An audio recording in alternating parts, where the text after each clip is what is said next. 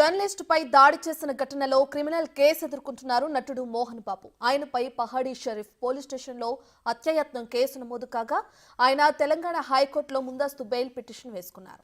దీనిపై హైకోర్టులో విచారణ పూర్తయింది. తుది తీర్పును నేటికి వాయిదా వేసింది ధర్మాసనం.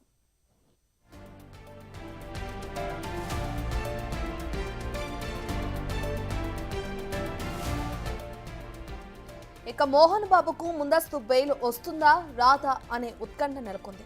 ఆయనకు బెయిల్ వస్తే ఓకే, రాకపోతే మాత్రం అరెస్ట్ అవటం ఖాయమంటూ టాక్ కూడా వినిపిస్తుంది.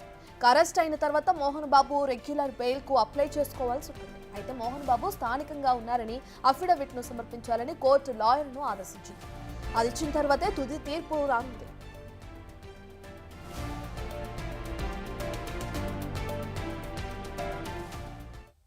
అంశానికి సంబంధించిన పూర్తి డీటెయిల్స్ అందించడానికి మా ప్రతినిధి సురేష్ అందుబాటులో ఉన్నారు. రైట్ సురేష్, ఇప్పటికే చూసుకుంటే ఒక జర్నలిస్ట్ పై దాడి చేసిన కేసులో మోహన్ బాబు ముందస్తు బెయిల్ వస్తుందా రాదా అనే ఉత్కంఠ నెలకొంది. దీనికి సంబంధించిన పూర్తి డీటెయిల్స్ అంటే ఈ రోజు వాదన ఉండనుంది కదా, దానికి సంబంధించిన డీటెయిల్స్ ఏ విధంగా ఉన్నాయి?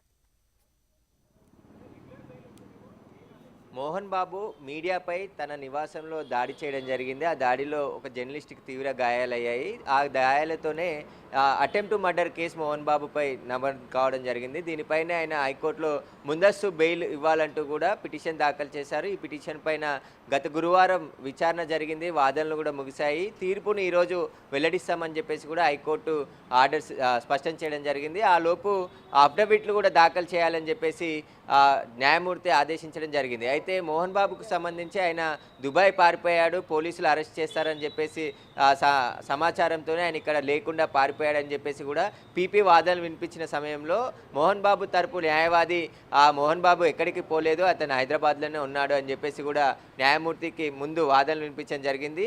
అదే విషయాన్ని అఫిడవిట్ రూపంలో సమర్పించాలని చెప్పేసి కూడా ఇటు పీపీకి ఇటు మోహన్ బాబు న్యాయవాదికి కూడా ఆదేశాలు జారీ చేయడం జరిగింది. ఇప్పటికే వాళ్ళ అఫిడవిట్ దాఖలు చేయడం జరిగింది. దానికి సంబంధించి మరికొద్ది సేపట్లోనే హైకోర్టులో మోహన్ బాబుకు బెయిల్ మంజూరు చేస్తుందా లేకుంటే రిజెక్ట్ చేస్తుందా అనేది కూడా తీర్పు వచ్చిన తర్వాత తెలిసే అవకాశం కనబడుతుంది. ఇక తాను దాడి చేసిన ఘటనలో తీవ్రంగా గాయపడ్డాడు, అతనికి అసలు బెయిల్ ఇవ్వద్దు అని చెప్పేసి పీపీ వాదనలు వినిపించడం జరిగింది. మోహన్ బాబు అత్యంత దారుణంగా దాడి చేయడం జరిగింది, ఆయన ఇన్ఫ్లుయెన్స్ చేసే వ్యక్తి సమాజంలో అని చెప్పేసి కూడా వాదనలు వినిపించడం జరిగింది. ఎట్టి పరిస్థితుల్లో మోహన్ బాబుకు బెయిల్ ఇవ్వద్దని చెప్పారు. అయితే గతంలోనే తనపై నమోదైన 3 ఎఫ్ఐఆర్లకు సంబంధించి హైకోర్టులో రిలీఫ్ కావాలంటూ కూడా క్వాష్ పిటిషన్ దాఖలు చేయడం జరిగింది. క్వాష్ పిటిషన్లో రేపు 24 వరకు కూడా ఎలాంటి అరెస్టులు చేయొద్దు, విచారణకు పిలవద్దు అని చెప్పేసి కూడా హైకోర్టు ఆదేశాలు ఉన్నాయి. రేపటితో అది కూడా ముగిసిపోతుంది. కాబట్టి రేపటి తర్వాత మోహన్ బాబు నెక్స్ట్ ఎలా ఉండబోతుంది, పోలీసులు ఎలాంటి చర్యలు తీసుకోబోతున్నారు అనేది కూడా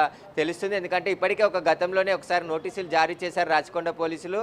అయినప్పటికీ ఆ నోటీసులను కూడా హైకోర్టులో సవాల్ చేశాడు మోహన్ బాబు. కాబట్టి ఇప్పుడు ఈ కేసులో బెయిల్ రాకున్నా, ఒకవేళ బెయిల్ వచ్చినా కూడా మళ్ళీ పోలీస్ విచారణకి ఎదుర్కోవాల్సి ఉంటుంది. ఎందుకంటే రాచకొండ కమిషనర్ మెజిస్ట్రేట్ హోదాలో జారీ చేసిన నోటీసులకి ఈ నెల 24 వరకే టైం ఉంది. కాబట్టి రేపటితో అది కూడా ముగిస్తుంది. ఆ తర్వాత మరోసారి మోహన్ బాబుకు నోటీసులు జారీ చేస్తామని చెప్పేసి స్వయంగా రాచకొండ కమిషనర్ సుధీర్ బాబు చెప్పడం జరిగింది. ఇక మరికొద్ది సేపట్లోనే హైకోర్టులో మోహన్ బాబుకు సంబంధించిన బెయిల్ పిటిషన్పై ఆర్డర్స్ వచ్చే అవకాశం కనబడుతుంది.